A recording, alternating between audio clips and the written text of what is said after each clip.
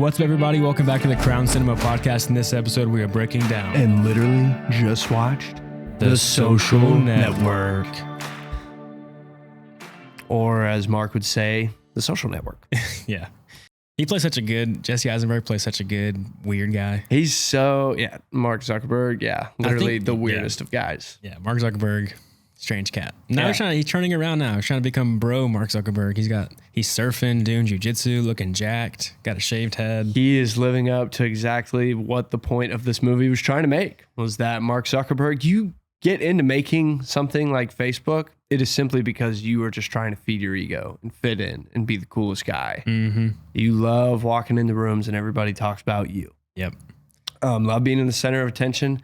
And Mark Zuckerberg continues to prove it. This movie came out in 2010? Came out in 2010.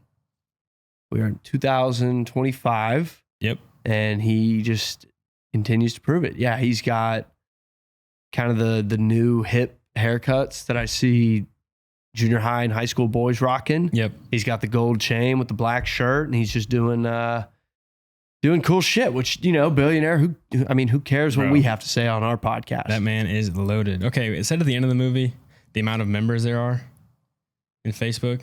So Facebook has 500 million members in 207 countries and is currently valued at $25 billion back in 2010. That's 2010.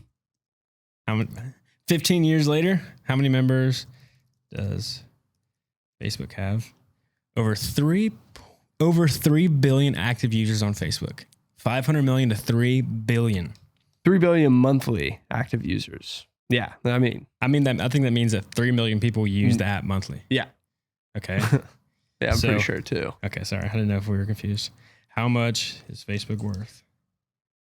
$1.8 trillion. $1 trillion? So yeah, bro, he doesn't care what Aaron Sorkin and David Fincher think of him. He's one of the major players in the world. He doesn't give a damn, dude. He literally, I read something the other day about if you are actively trying to be as rich as you possibly can, there is a number that you need to be careful of crossing. And I can't remember what it was. I think it's 230 million. Why? Because once you cross that number, you just start to lose sense of reality. I feel it's sooner than that. I would assume so as well. But this is just something that I read just from some dude that was my whole career was built on helping people achieve becoming rich and sustaining that money. And he was I could be totally wrong on that figure, but I'm pretty sure it was 230 million or something like that. It could be way lower. It could be 23 million. Yeah.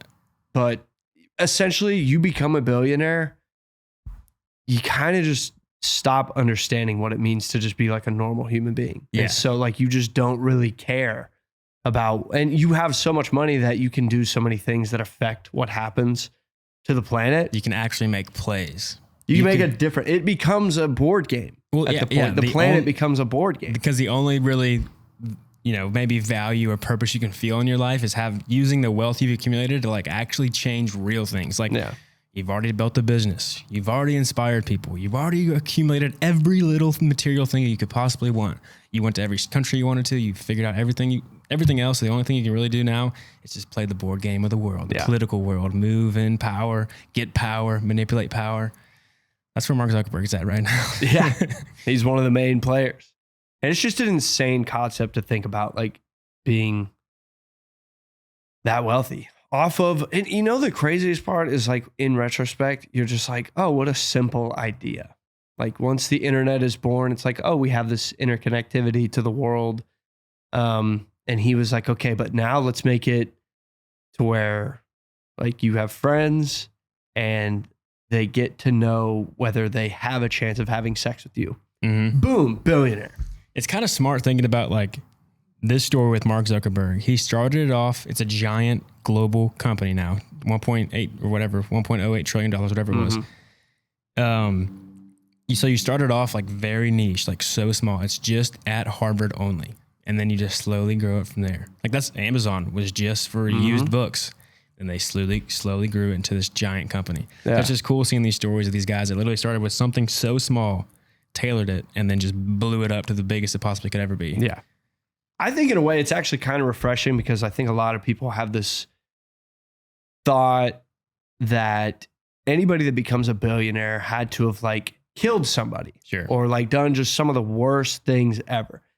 Now, I'm not saying what he did was necessarily like a good thing or he did like the right things, but like he fucked over some twins that ended up, you know, they came from money. Well, yeah, they came from money, and you know, he knew that fucking them over, they're going to be okay. Which, by the way, those twins, they are okay. Yeah. I think they invested in Bitcoin there you early. Go. There it is. And they're set. Yep. I think they are good to go. And then I would imagine Eduardo. Yeah. I'd imagine he's good. I don't know much about him. Well, we got a settlement, so we got a unknown amount of money. He's good. He's good. He probably, hopefully Mark felt bad and took care of him at the end.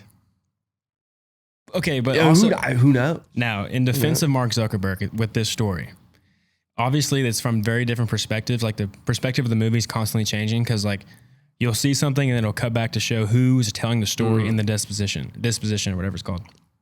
And so throughout the movie, you also hear Mark Zuckerberg say that, oh, that didn't happen. That's not what I said. That's not how it actually happened. And people would always say that in the thing. So throughout the movie, people would always say that that's not how it happened. So everything you see, little grain of salt, it's all from everybody else's perspective. Sure. And even I think Aaron Sorkin said when he was writing the movie, he got all the sources he could possibly get. He wasn't able to actually get Mark Zuckerberg as a source. He didn't want to be involved in the movie. But he got everybody, he got a bunch of different people, read his own blog posts, and he found like there's 3 different versions of the story. It's like everybody's story is a little bit different. Yeah. Because again, everybody has their own personality, their own perspective on things. So it's going to be different. But with this movie, with it, I guess, primarily being through Mark Zuckerberg's point of view, you don't really see Eduardo doing much. Like he made the algorithm, which is huge. That started the company. But then Mark Zuckerberg built everything else. Yeah. So in defense of Mark Zuckerberg, like, Eduardo did get screwed out of the deal. Well, and Eduardo was like putting forth effort by trying to chase like the advertising leads. Yeah. But that's just because Eduardo couldn't actually imagine the fact that like this idea that he's involved in is like a big part of the future. Yeah. Which just sucks because like, how can you actually like Mark Zuckerberg in this portrayal of the film is just kind of this nerdy dude. He's clearly insecure and clearly like wanting to be top dog. And so when you have somebody like that telling a character like, no, this is $1 billion idea. This guy who's doing well, just like kind of in the college lifestyle, he's like, sure, buddy. Like, you know, I'm here, you know, he's like patting his back. Like, I'm happy to be your friend because you don't have many. And I kind of like you. You're funny. Just you're very honest. You know, there's like qualities about him that are good characteristics.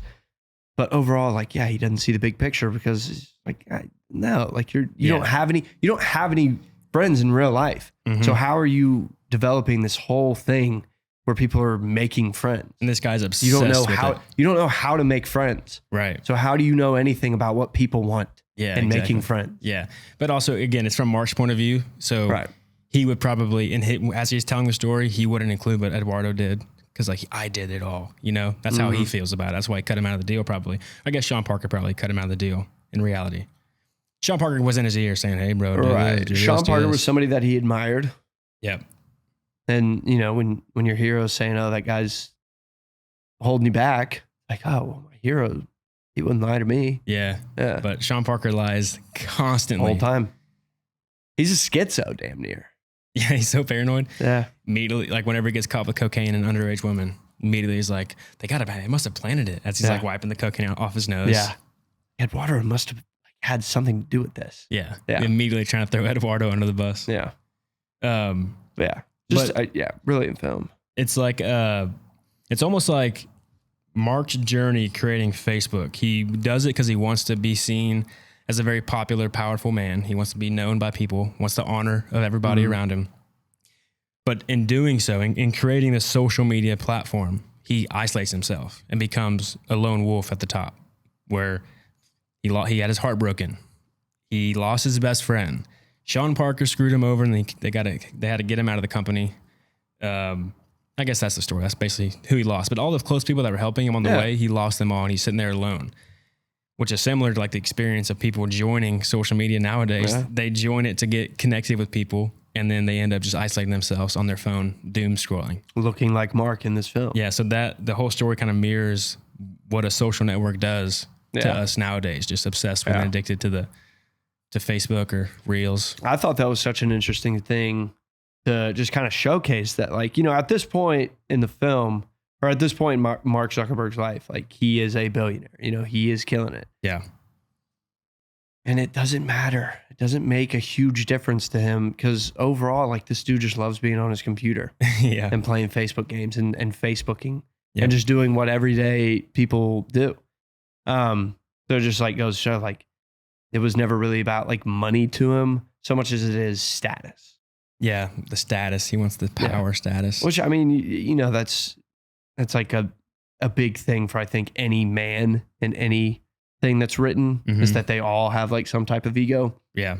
But I think the point of this, the fall of man, I think egos. Yeah, I think the point of this, and this is coming off of Scarface. Yeah. Like in Scarface, in like the gang world, like a lot of guys that are in it for money and respect.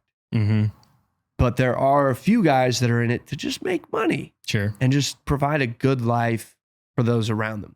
You get involved in something like Facebook, where the whole thing is like how liked it is, you really don't even care about the money. You just want the fame.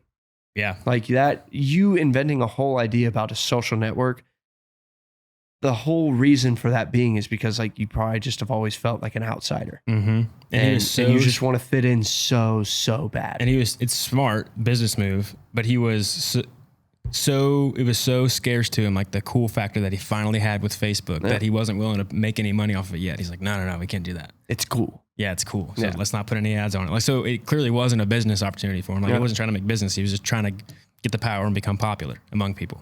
Yeah, but I think that's also him understanding the big picture, that if he kind of takes a little idea that he had anyways, and then he hears these twins who are only in it to make money. Right.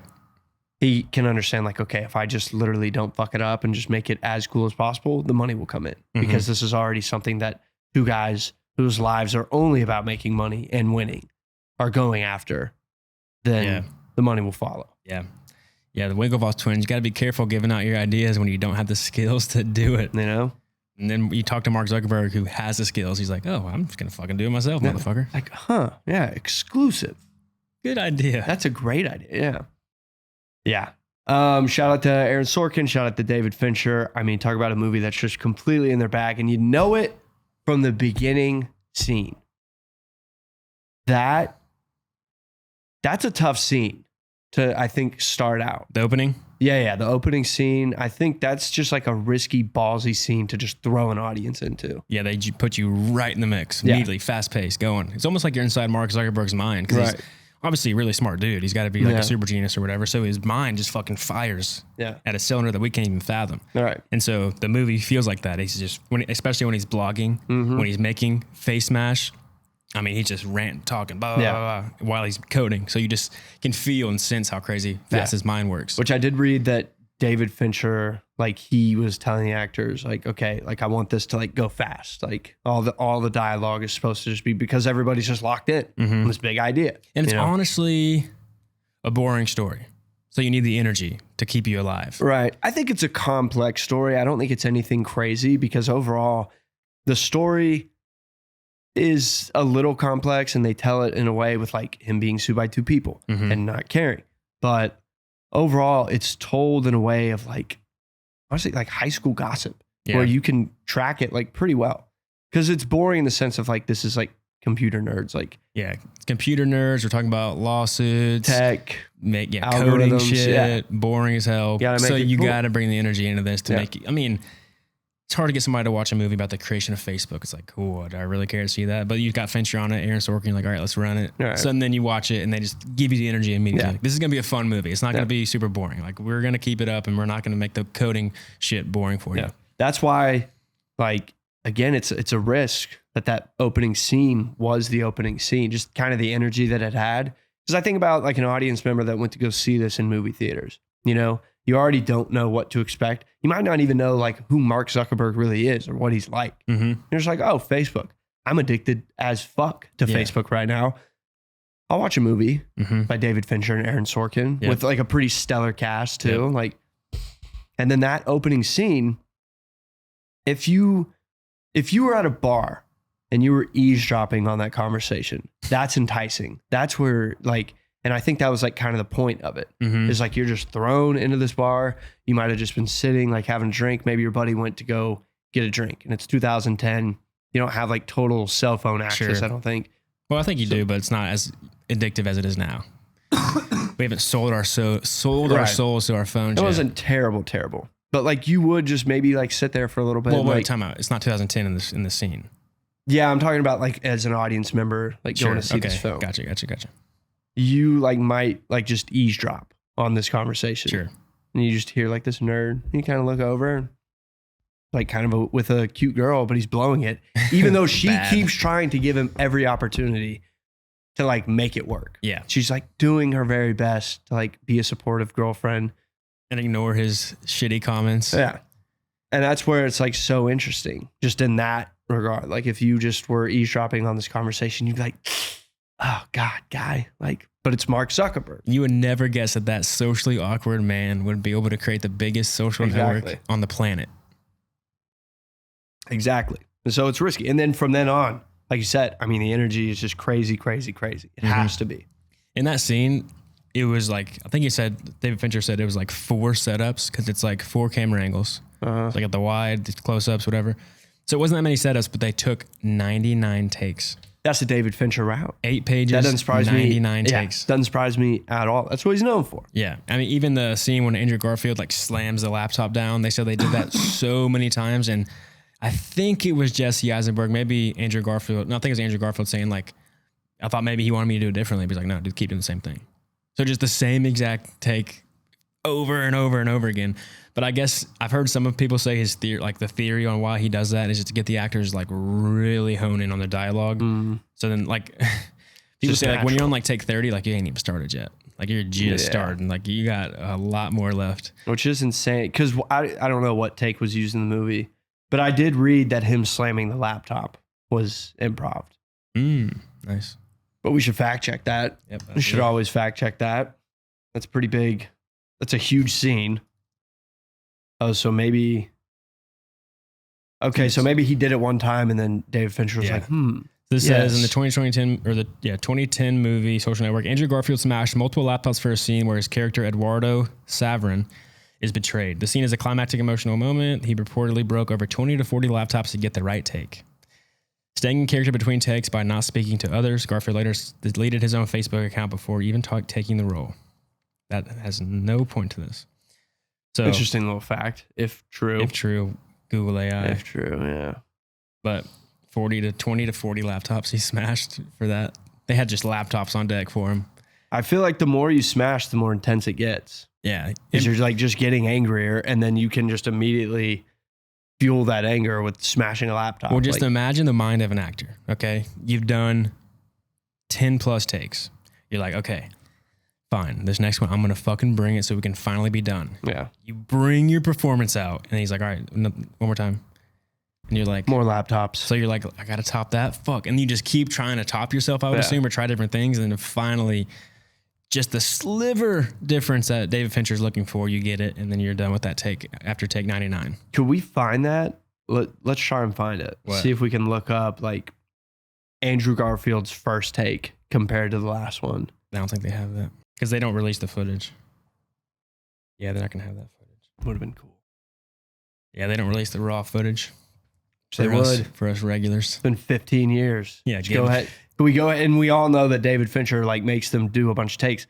I would be interested to see what the first take looks like compared to like the 100th one. We probably couldn't even see what's different about it because he's just so detailed in his stuff. That's very true. But, and also another reason why Fincher does so many takes is because Nerdwriter, the YouTube channel Nerdwriter, they had a while ago a video about how David Fincher hijacks your eyes.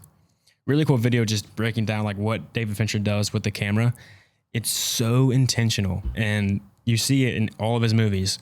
When the character moves, the camera will move with them, which seems normal, but when you look at the detail of how the camera moves, when a character like barely sits up, the camera like tracks with them a little bit.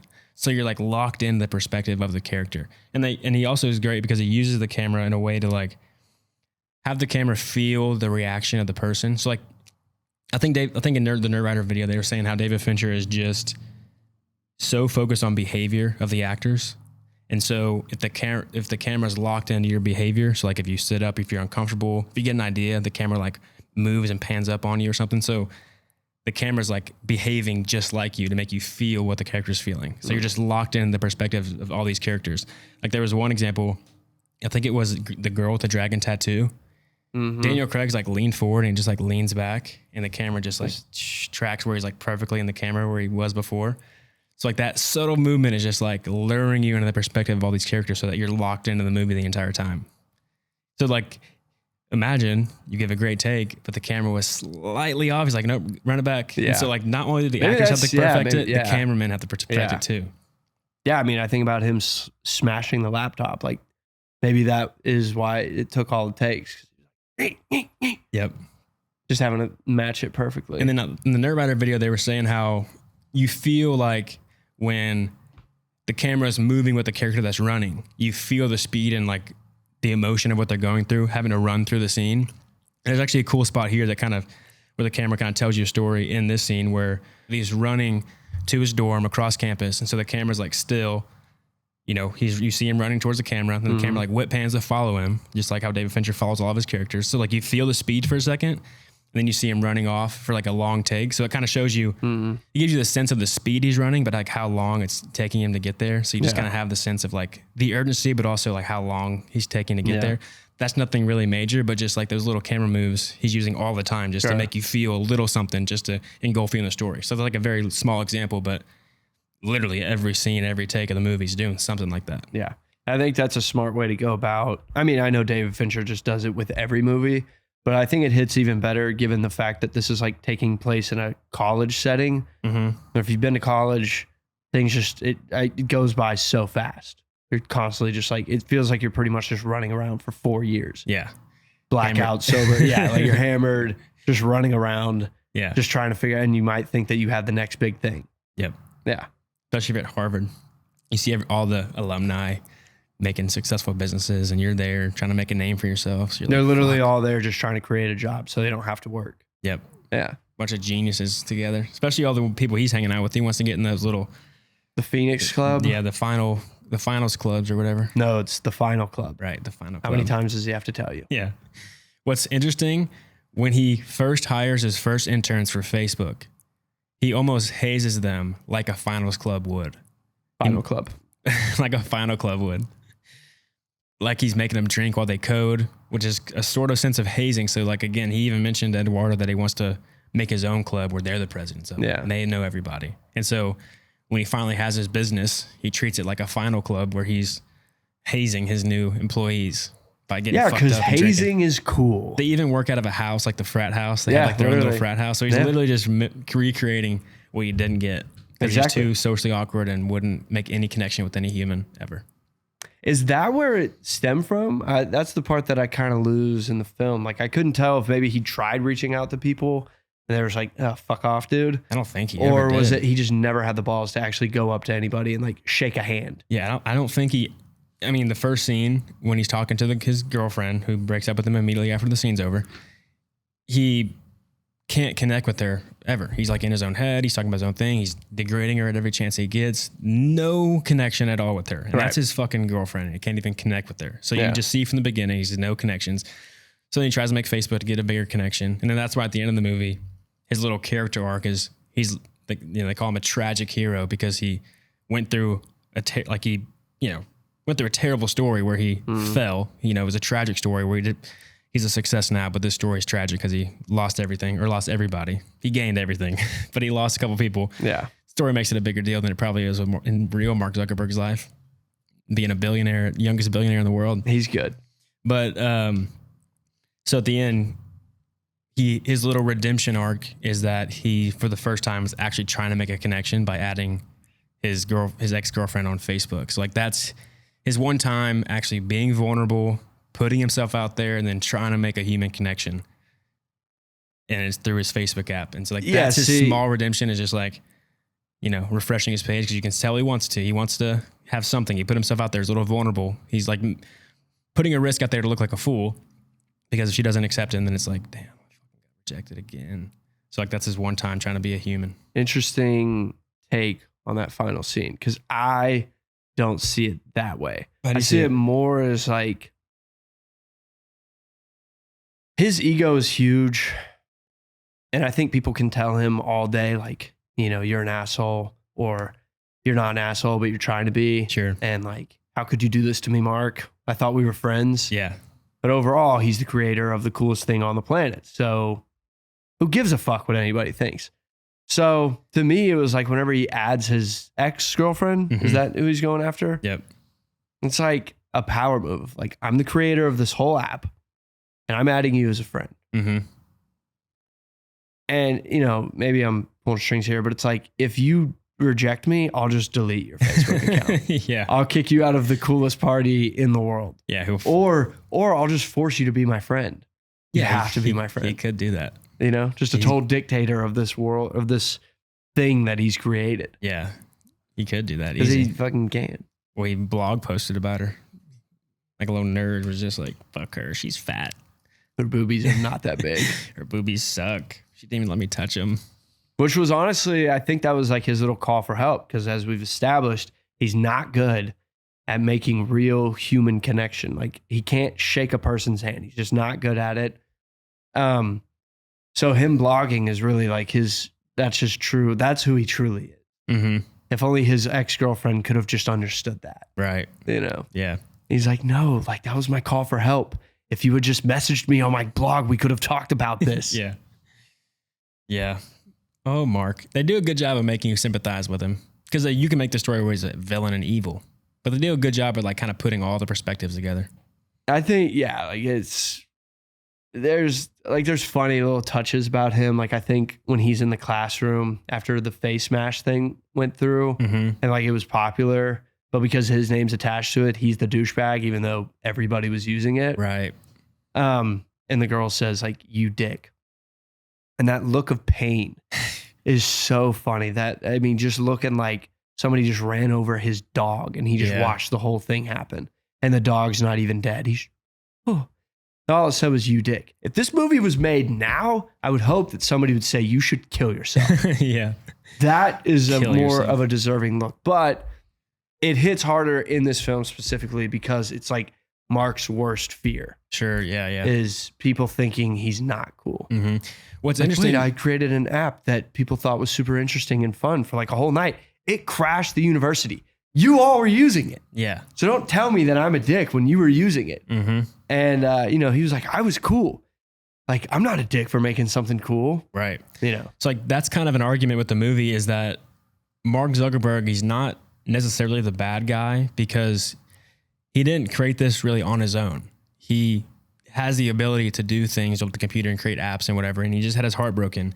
And so what he does is the world around him kind of molded him into creating the face mash thing, which brought him into Facebook. Because the movie references that a little bit because whenever he's making it and it shows all the girls going into the frat party or the final party, whatever that was, it almost shows him like walking in, like he references them as farm animals. Yeah. And so they kind of like reference showing them like they are farm animals, like herding into the party. Like the first shot of them is when they're on the bus, lined up like they're cattle in a pen. Yeah, it's a bunch of cattle that just made it to the ranch. Yep, and then they get out, and then you watch all the girls like in one line being escorted into the party, like herding them in the sheep into the pen. And then you also watch them start to, because he's objectifying women, right? He's saying you're hot, you're not, doing all that. But you see the girls objectifying themselves by like stripping on the tables, playing strip poker. They're fine with it. So like the world that he was in was okay with that, and that kind of, you could say that molded him into being the face mash guy that, pissed off all the women. Yeah. So like, it shows you, like it does, again, the movie does a good job letting you empathize with him because you see the world he was in, how all of his college buddies were the same as, like he wasn't the oddball out creating a bad website. Everybody was like, do it. Creating, like, let's do it. It's like, oh, fuck her. She's ugly. So like his friends were pushing him to do it. So it really necessarily wasn't all him. He's not a bad guy that created something malicious. Interesting point. I didn't even think about it that way. Because then when you say that, and then we go back to the scene where he gets the note of you dick, To me, I always thought that he was hurt because somebody was saying like, you're actually not cool and nobody likes you. But now the way that you're putting it, maybe he was like just confused. He was like, wait, what? Like, I know that girls like to party, and I know that y'all, in his head, he's like, I know y'all like to get up on tables and show your boobies and show guys like how objectively hot you are. So I just made it really quick and easy. Like, I didn't think that was a bad thing. So maybe it was just like a confused Mark Zuckerberg. Like, he doesn't know everything. Yeah. That's a good point. Yeah. He's like, wait, what? I thought I was cool. Yeah. Then you realize like, I thought you liked it when because overall, like, all the girls are going to be told that they're hot eventually. Hopefully. Unless you're not, then you're pissed. They just don't like it when it's like two girls on a table and a guy's like, you off. Bring the next one in. And it's like a competition. Yeah. And even Sean Parker's kind of at fault to molding Mark Zuckerberg into being the kind of evil guy that fucked over his friends and all that. I mean, speaking of Sean Parker, like, you see the turning point of his character when he starts to become a sleazeball. Like, you start to really notice the sleazeballiness of him. It's whenever he shows up at his house when he's like, oh, I live across the street. And you mentioned this, but I'm pretty sure he just set that up. Like, that wasn't a coincidence. Like, he put himself in that situation because what he says to him, he's like, oh yeah, we live across the street. He's like, you live across the street? He's like, oh, this is her. She lives across the street. I was helping her move. Sean? Mark, do you live here? Yeah. Do you? We were right across the street. We saw the chimney. Yeah. Is anybody hurt? No, you live across the street. This is my Sharon. She lives across the street. I was helping move out. We saw the chimney. Yeah. So he's like pretending like he lives there to make it a coincidence. And then you notice again him being a sleazeball whenever he's talking to Mark in the club. So first they ask like, who are those girls? I think Mark asked him, who are those girls? And he gives him like a long story about how Victoria's Secret was started. And he's like, oh yeah, they're a Victoria's Secret model. Yeah. So like that really has no connection to her being a model. Like he told her like the upbringing of the company and then like told her that she's a model for that company. He would know who Victoria's Secret is, right? Yeah. Like that's a popular brand, right? But he told him the story to make himself feel bigger. He's like, I have like, I know the crazy story behind it to make that little thing, make him look more powerful. And then he gives him the line of saying that I started Napster because I wanted this girl and I wanted to make the next big thing. Yeah. I honestly don't believe that's the case because Mark obviously blogged about it. Sean Parker's probably resourceful, read his blogs, knew that's why he started Face Smash and then now Facebook. So he just used that to manipulate him and make it feel like we're the same, bro. Yeah. I love the genius of how they went about making that character on the big screen because I'm not gonna lie, I love him at the beginning. Like when he... he's just some cool dude that just like had sex with a college chick and, just acted like he didn't know her name, but then he knows everything about her. And he found a Napster. He's like the guy that she was talking about. So like, it's just, it kind of gets to the point where it's like, Eduardo, shut the fuck up. Like, stop trying to speak. Yeah. Stop trying to talk shit to Justin Timberlake. What are we doing? But then like, as the movie progresses, like you just, you just start noticing like, oh, wait. Why does everybody keep asking him how old these girls are? Yeah. And you just like finally get to the conclusion like, oh, he's a pedophile. Like, he doesn't care. Oh, I like this guy. Yeah, well, Eduardo asked, how old are those girls? And he's like, it's rude to ask. It's like, hold on, buddy. We're in a college town, son. You fucking ask. Yeah, this shit happens. Like you always double check. And guess what, big dog? You ain't in college. You better fucking check some ID. All right. Just the fact that, like he hooks up with a chick and then asks her, like, you're not 15, are you? Dude, that's one of the big things you got to find out quick. Yeah. But then just as the movie keeps progressing, even Mark Zuckerberg asks, like, how old is her sister? He's like, nah, don't worry. Yeah, it's a fun party. Yeah. Well, and when he asked Dakota Johnson, that's the first girl he sleeps with, the Stanford girl, he's like, wait, you're not 15, are you? And she's like, no. He's like, oh, thank God. Because he didn't even check or consider it until just now. Yeah. He's like, wait, I should have checked. No, he's not even thinking that, but he's like, damn, I didn't check. So hopefully she's not. But he was cool with doing it anyway. Creeper sleazeball. He's just, I don't know. I mean, I guess he's smart. Imagine being the real Sean Parker watching this movie. You're like, what the fuck? I knew they were onto me. Yeah. Hollywood, they're trying to cover their tracks. They're the real pedophiles. I'm not the pedophile. They're trying to make me look like the pedophile. Shout out Kevin Spacey. He executive produced this. I want to go ahead and redact that statement. We are not shouting out Kevin Spacey. Shout out. We are not shouting out Kevin Spacey on this podcast. I just saw a comment on one of the Usual Suspects episodes or reels or something, and somebody said like Kevin Spacey the GOAT for real or something with like the 100 emojis. I was like, okay, slow down, buddy. Yeah, we are not promoting. We do not condone it. In fact, when the movie started and I saw Kevin Spacey was an executive producer for this, I kind of let out like a fuck. Oh God. And then of course it deals with underage girls and partying. And it's like, of course, Kevin Spacey attached himself to this. But he likes the boys. Yeah, he likes those twins. Yeah. A couple years younger. Just if only. Oh, Kevin Spacey, man. Yeah. Too bad he's a good actor. You know? I guess, I'll pay attention to a Kevin Spacey film if it's good. Yeah. I can get past it. He's an artist. Sure. I can watch a Kevin Spacey movie. If it's before the allegations dropped. He didn't perform in this movie. So it's safe. All he did was put money into it. So you could actually make the argument of like, oh, I can't watch this movie. Kevin Spacey produced it. Like if he was an actor in it, it'd be like, no, that's not Kevin Spacey. That's a character he's playing. Yeah. Yeah. I wonder what a famous actor does as a producer. Like they just throwing their own money into it, or they just investing it, or are they like helping something? I think they're just putting money into it. Yeah, they're not doing no work. No. So speaking of actors though, they said in the disposition that a famous movie actor joined Facebook back in its beginning prime days at Harvard. And that's true. And the actor was Natalie Portman. She joined Facebook in the early days. She went to Harvard. That was the movie star? Yeah, that was a movie star they talked about. It's Natalie Portman. And actually Aaron Sorkin talked to Natalie Portman about Facebook in the early days to like get research for this movie. That makes so much sense. So I kind of blanked out. You did mention that Natalie Portman was like she attended Harvard, right? Yeah, yeah. Okay. She was there when the Facebook like started. That's nuts. Yeah. That's crazy. Or maybe I don't know. She at least had Harvard. She went to Harvard, but she was an actress. She's a child actress. Saw her in Heat. Yep. Oh shit. Yeah, it was Star Wars. Yep. She was I guess she was pretty young in Star Wars too. Yeah. I think she was at Harvard when she was doing Star Wars. Oh. Like around that time. Damn. So like she's a movie star that would have been connected early. When did Natalie Portman go to Harvard? They should have had her in this movie. Yeah. She would have played 1999 to 2003. Okay, maybe not. When was Mark? No, that's right. It came out in the 2000s. The prequels. Mark Zuckerberg was there in 2002. And he dropped out in 2005. So right at the end of her tenure at Harvard. Gotcha. So, all right, when did the Star Wars movies come out?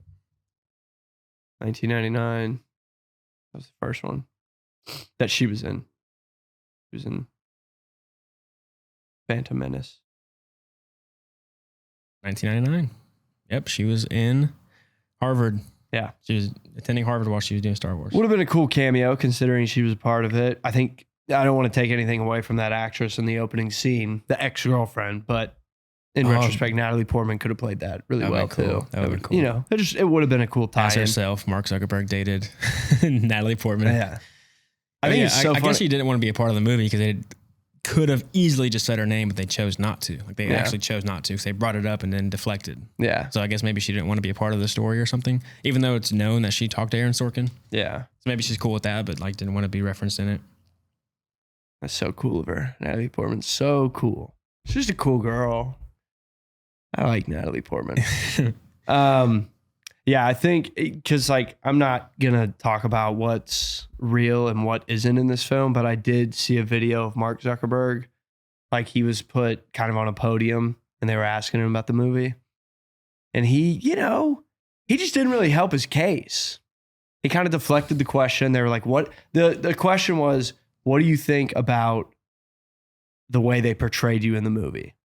And like he kind of deflected it like he does in the movie. Mm-hmm. And was just talking about like, there's so many things that they got wrong, but like they got my clothes right, which was really funny. And he talks about how the girlfriend isn't real. Mm.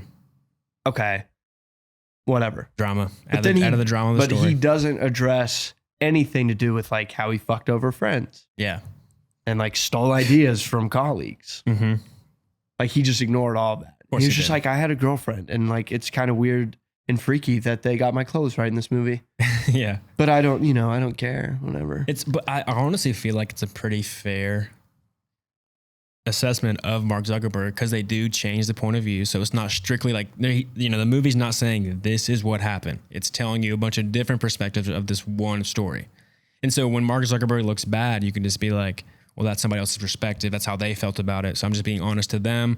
And they show Mark Zuckerberg in some, decent light sometimes. So I feel like it's pretty fair criticism. I do not think that he's just made out to be some bad guy in this film. Like I've never walked away from this film being like, damn, Mark Zuckerberg, that dick. Yeah. Just like, all right. Like that's just not, it's like not bad for a college student that didn't get a bid. Yeah. I mean, I guess the worst thing is that they show how powerful his ego is and how much he wants to just be the only guy. Yeah, but like as a regular human being, I just get it. Yeah. I'm just sitting on $1 billion and I'm getting sued for like some speed bumps pretty much. Like I'm okay. I'll be all right. In those dispositions, his lawyer is so pissed at him the entire time. He'll like make some comeback and the lawyer's like what the fuck, Mark? I know. Can you just shut your mouth, please? No, and then, the fact that he tells the twins lawyer, like, you have the bare minimum of my attention. Yeah. Like, no shit. He's running $1 billion company. Mm-hmm. Like, this is just nothing to him. He's not giving you your full attention. That's like one of those things where he kind of, when he tells him off, you're like, damn, it's kind of badass. Yeah. Can't believe this guy didn't get a bid. It's smart that they had the movie told in this nonlinear fashion because it's a true story. And, most people may know the story of this because it actually happened. And it's not that engaging of a story. So like if you just watched it, like how he built Facebook and then he got sued at the end of it, it's like, all right, like that was fine. But like we kind of knew that happened, but reordering it in the way, because assuming what happens, now you're just having to find out like, how did it happen? Like what actually happened in this whole mess up. So like you get to see like the downfall of this particular story and like how that actually came to be. Yeah. So it's a good, it's a pretty smart way to structure this type of story where it's true and, legal fees and coding. Mm-hmm. So they did it, Aaron Sorkin, he knows what he's doing.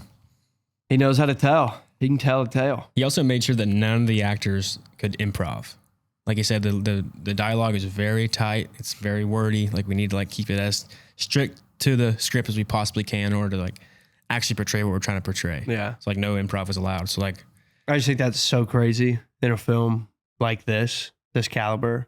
Of just like kind of how back and forth and how fast it is. You think about that opening scene, like none of it was improvised. I think that's why, because it was so fast, they had to time it perfectly that it all had to be word for word what you said last time in order to make the flow right and figure out the pacing and when can they talk over each other. Yeah. All that kind of stuff. So otherwise, if you're improvising everything, like, if that was me and you, we'd be talking over each other. And then like, I'm improvising something, you're improvising something, and then we're talking over, and then it's like muddied up, and then the editor's having a nightmare having to like put together all these random outbursts that were improv. Yeah, but but I also think it's like a genius way of going about, especially with, I think it's a smart way to go about like people from Harvard. They're probably just some of the most well-spoken people just around. Mm-hmm. It's just safe to assume that like people that go to Harvard, like they just were taught at a very young age, like how to be proper, how to speak their mind very clearly, freely. Every word counts. Sure. And so, but then you get to Mark and what is Justin Timberlake's character's name? Sean Parker. So you get to him and Sean and their interactions.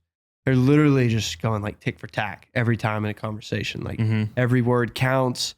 Like it's not, like it does make sense on one level that there's no improv here, because all of these people in real life, like every word, it just like kind of comes to them as like they're typing, really. Sure. Yeah. So like it would be as fluid as what we're seeing on the screen, I would imagine. Yeah.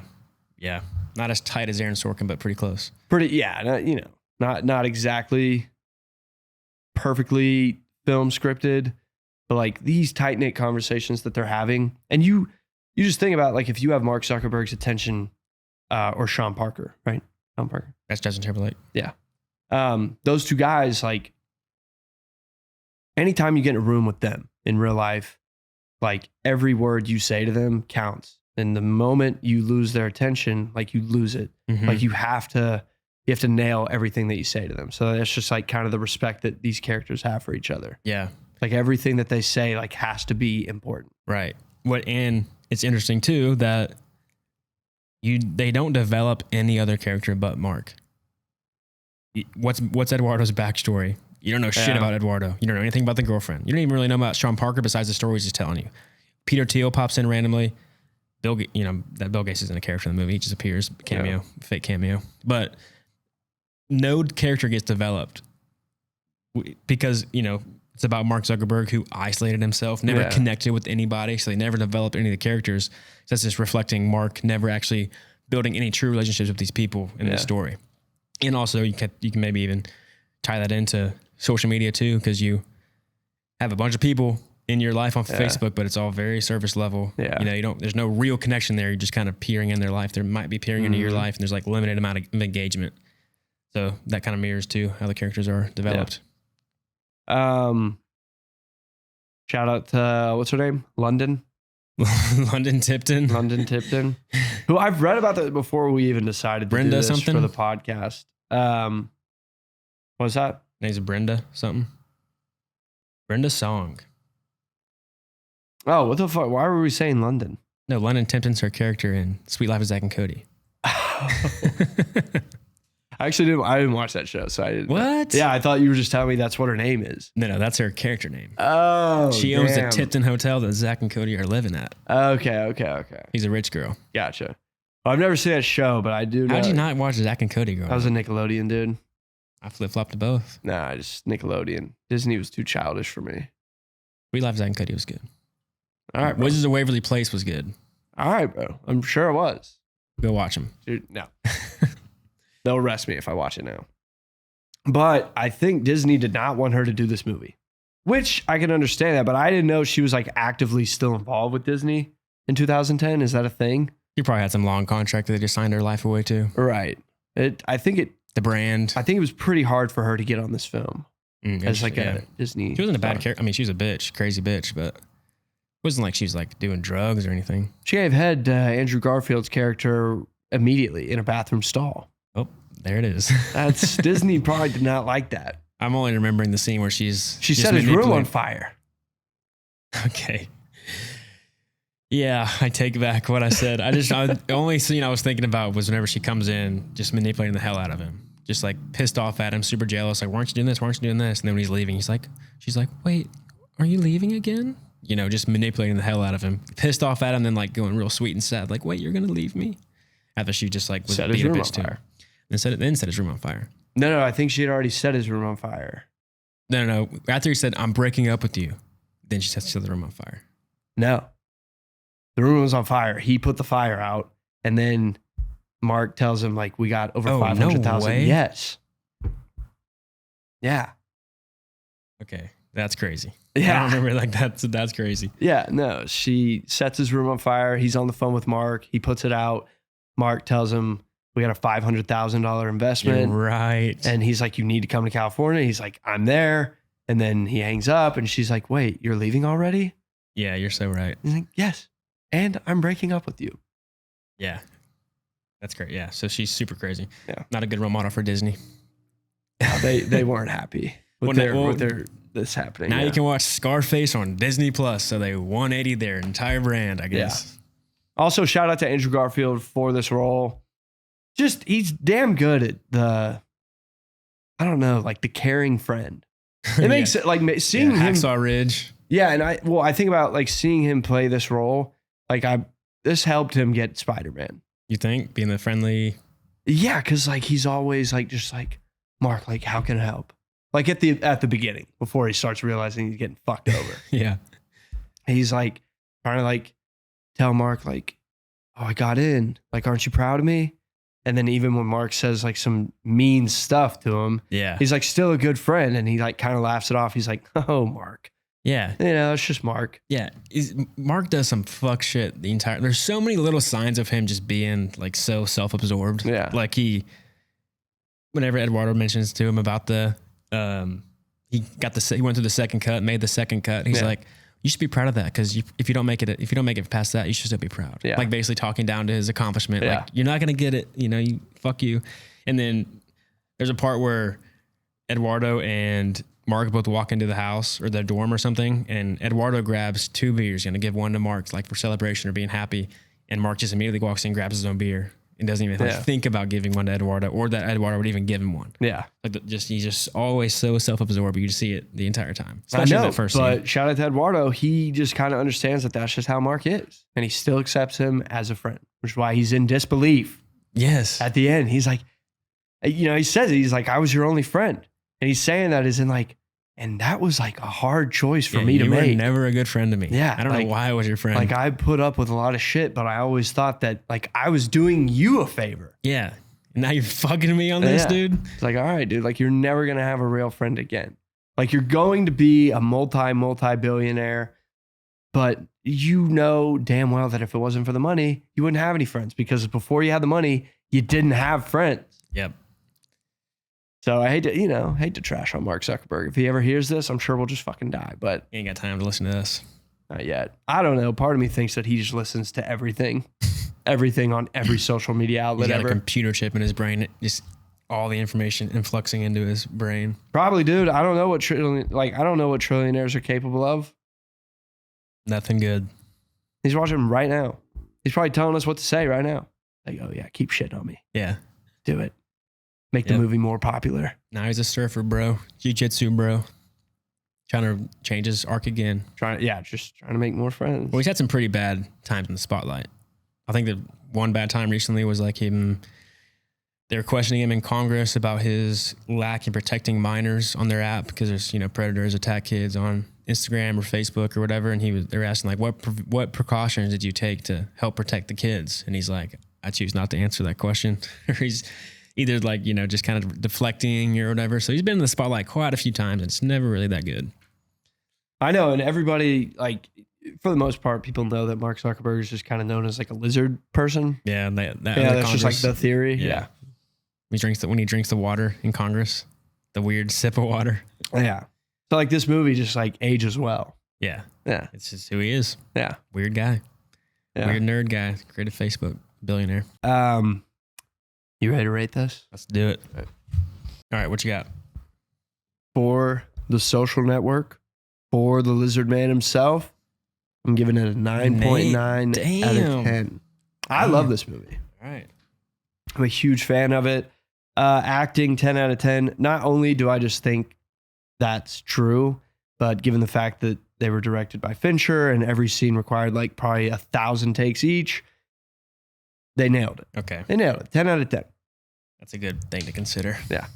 Writing, Aaron Sorkin just showing again why he's just kind of the best. 10 out of 10.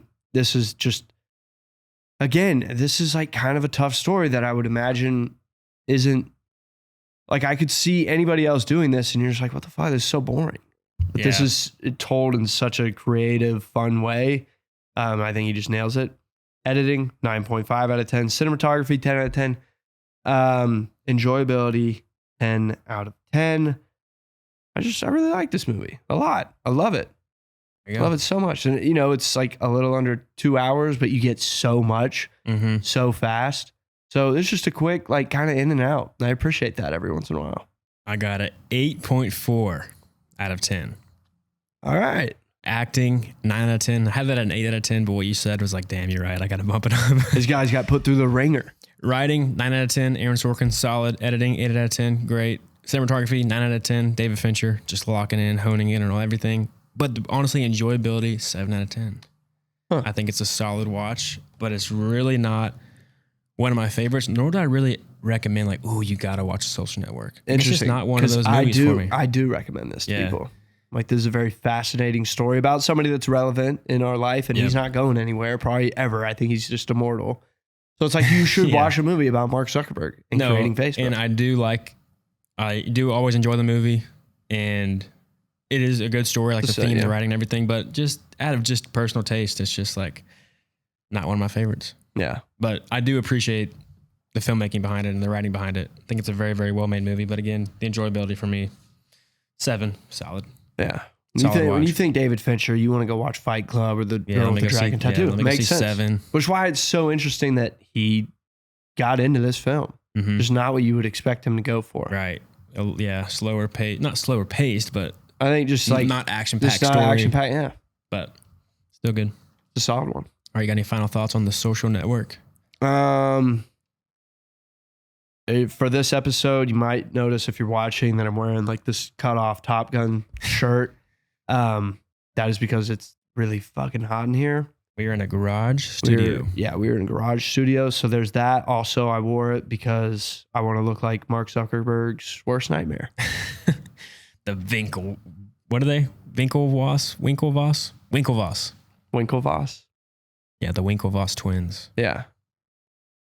Fucking. I just look like I could beat up Mark Zuckerberg in college. And I just wanted to remind him where he came from if he ever stumbles upon on this episode. That's all. I don't think I have any final thoughts. Left it all out there? Yep. Don't get addicted to Facebook. Don't be a Mark Zuckerberg. Use the computer. Don't let the computer use you. Boom. All right. Thank you guys for listening. Comment below your thoughts on The Social Network. Leave us a review out of 10 with our 5 categories. We love to see them. Let us know what we missed from The Social Network, what Fincher's mastery or Aaron Sorkin's great writing included in this movie. And like Mark Zuckerberg would say, hit that like button. Subscribe. Yeah, subscribe. Please grow our channel. Yes. Like he is trying to grow Facebook in this movie. Awesome. If you're listening on Spotify or Apple Podcasts, drop us a review. That helps us out a ton. We'll catch y'all next week. We are out.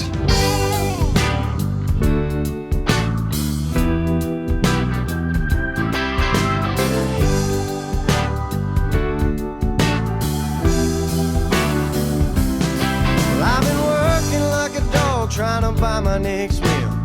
Seems all I do is drive. And when the boss man sends my next check in the mail, I'll have enough for closing time. And I've been cussing like a sailor since I ran out of weed. My tank is running dry. So I'll head on down to the railroad track and tell that man I need a ride. He says you're just in luck 'cause there's one more seat. There's just one more thing before you promote.